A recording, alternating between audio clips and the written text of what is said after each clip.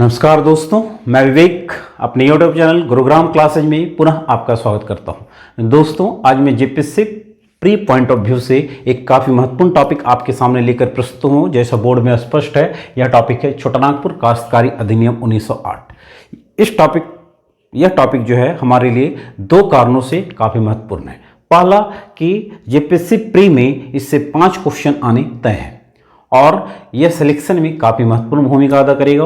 और दूसरा कि जब आप सेलेक्ट हो जाएंगे फाइनली और आपकी नियुक्ति किसी अंचल में एज अंचल अधिकारी के पद पर होगी, तो उस समय से मतलब ज्वाइनिंग से लेकर सर्विस के अंत तक इस सीएनटी एक्ट के प्रावधानों की जानकारी आपको जॉब करने में काफ़ी मदद करेगी।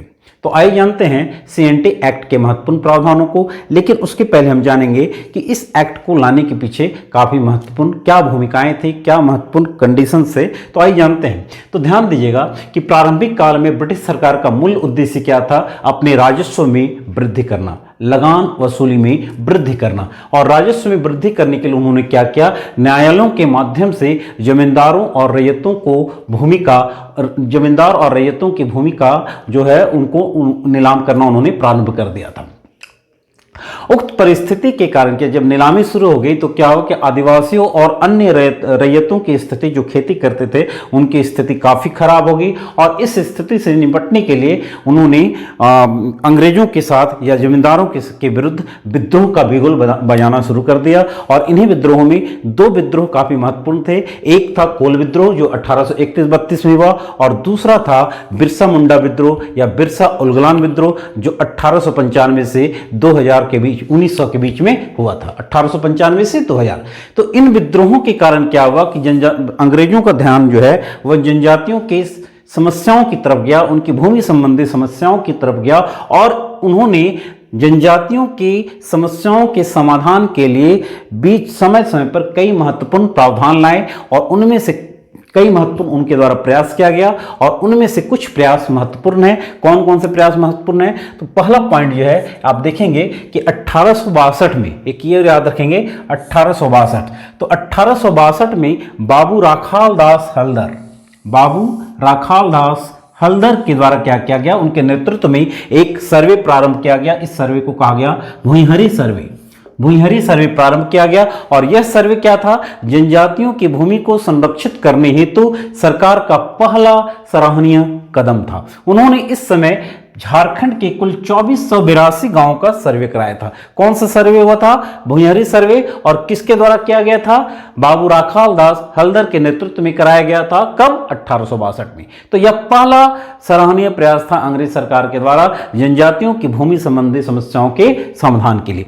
उसके बाद अंग्रेजों के द्वारा छोटानागपुर भूधृति अधिनियम 1869 लागू किया गया तथा इसके अंतर्गत लगान संबंधी विवादों की सुनवाई का अधिकार किसको दे दिया गया? जिला कलेक्टर के स्थान पर दीवानी अदालत को दे दिया गया। पहले जिला कलेक्टर को था लगान संबंधी सुनवाई का अधिकार, लेकिन अब उनसे हटाकर क्या किया गया? दीवानी अदालत को दे दिया गया। किस एक्ट के तहत? छोटानागपुर भूधृति अधिनियम 1869। काफी महत्वपूर्ण है कि अगर आपसे क्वेश्चन पूछा जाएगा कि किस एक्ट के तहत जिला कलेक्टर के स्थान पर दीवानी अदालत को भूमि संबंधी विवादों की सुनवाई का अधिकार दिया गया, तो आप बताएंगे छोटानागपुर भूधृति अधिनियम 1869।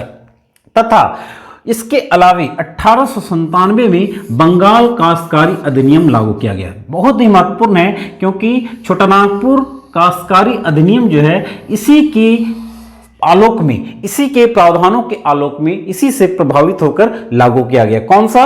1897 में बंगाल काश्तकारी अधिनियम। इसके बाद अगला महत्वपूर्ण क्या किया गया? ध्यान देंगे कि छोटानागपुर के तत्कालीन कमिश्नर थे फारविस। उस समय छोटानागपुर के तत्कालीन कमिश्नर कौन थे? फारविस। तो उनकी सिफारिश पर लिस्टर एवं जॉन रिड को रांची जिले में भूमि की पैमाइश और 1902 में बंदोबस्ती का कार्य सौंपा गया। तो एक महत्वपूर्ण पॉइंट आपके लिए यह भी है कि छोटानागपुर के तत्कालीन कमिश्नर कौन थे? फारविस, जिनकी सिफारिश पर लिस्टर और जॉन रिड को रांची जिले में भूमि की पैमाइश और 1902 में बंदोबस्ती का कार्य सौंपा गया। इसी के अलावे एक बड़ा ही महत्वपूर्ण पॉइंट है कि 1902 में छोटानागपुर क्षेत्र में मौजावार ग्रामवार सर्वे प्रारंभ हुआ, जिसके अंतर्गत खेवट एवं खतियान का निर्माण किया गया। जानते हैं खेवट और खतियान क्या होता है? खेवट मतलब एक खाता का एक रूप है जिससे जमीन के मालिकाना स्थिति के बारे में जानकारी मिलती है। तो खेवट और खतियान का जो निर्माण किया गया वह 1902 में छोटानागपुर में मौजावर सर्वे प्रारंभ करके किया गया। और इसी के अलावे मुंडारी खुटकट्टी प्रथा को 1903 में मान्यता दी गई। मुंडारी खुटकट्टी क्या है हम आगे समझेंगे, लेकिन यहां पर समझिए कि इन प्रावधानों को लागू किया गया कई विद्रोह के बाद छोटानागपुर क्षेत्र में आदिवासियों की भूमि संबंधी समस्याओं को सुलझाने के लिए। कौन कौन सा? तो पहला ध्यान रखिएगा, 1862 में कौन सा सर्वे हुआ? भुइंहरी सर्वे हुआ। किसके नेतृत्व में? बाबू राखालदास हलदर के नेतृत्व में। और उन्होंने कितने गांवों का सर्वे कराया था? 2482 गांवों का सर्वे कराया गया था। और आदिवासियों की जनजातियों की भूमि को संरक्षित करने हेतु सरकार का यह पहला सराहनीय कदम था। इसके अलावा 1869 में छोटानागपुर भूधृति अधिनियम लाया गया और इसके तहत भूमि संबंधी लगान संबंधी विवादों की सुनवाई का अधिकार जिला कलेक्टर के स्थान पर किसको दे दिया गया? दीवानी अदालत को दिया गया। 1897 में बंगाल काश्तकारी अधिनियम लाया गया। उसके बाद छोटानागपुर के जो कमिश्नर थे, आयुक्त थे फारविस, उनकी सिफारिश पर लिस्टर और जॉन रीड को रांची जिले में भूमि की पैमाइश और 1902 में बंदोबस्ती का कार्य सौंपा गया। 1902 में छोटानागपुर में मौजावर सर्वे का प्रारंभ हुआ जिसके अंतर्गत खेवट और खतियान का निर्माण किया गया। साथ ही 1903 में मुंडारी खुटकट्टी प्रथा को मान्यता दी गई। तो ये महत्वपूर्ण थे।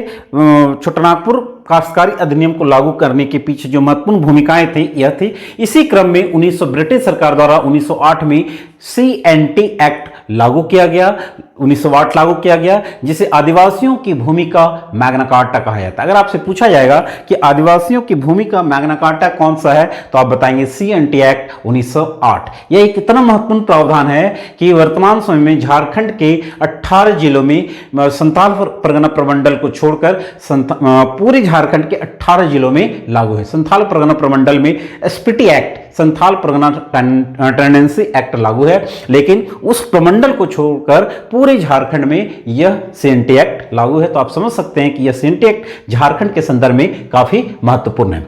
तो CNT एक्ट को 1908 को समझने के पहले हमको कुछ महत्वपूर्ण शब्दावलियों को समझ लेना आवश्यक है। भूमि संबंधी शब्दावली, जैसे एक होता है झूम कृषि। तो झूम कृषि क्या होता है कि आदिवासियों में यह प्रचलित कृषि है कि जब एक भूमि के एक टुकड़े पर ये लोग खेती करते हैं और लगातार 3-4 साल के बाद 3-4 साल वो खेती किए, जंगल को साफ कर वो खेती आरंभ की, और उसके बाद 3-4 सालों के बाद चूंकि ये उर्वरकों का प्रयोग नहीं करते हैं तो धीरे धीरे भूमि की उर्वरा शक्ति कम होती जाती है। तो वे क्या करते हैं, जब भूमि में उपजाऊपन कम हो जाता है तो उस भूमि को छोड़कर वह आगे कहीं और जंगल भूमि को साफ कर पुनः खेती प्रारंभ कर देते हैं। तो ऐसी कृषि को झूम कृषि या स्थानांतरण कृषि के नाम से भी जाना जाता है। इसी क्रम में एक महत्वपूर्ण खुटकट्टी भूमि है।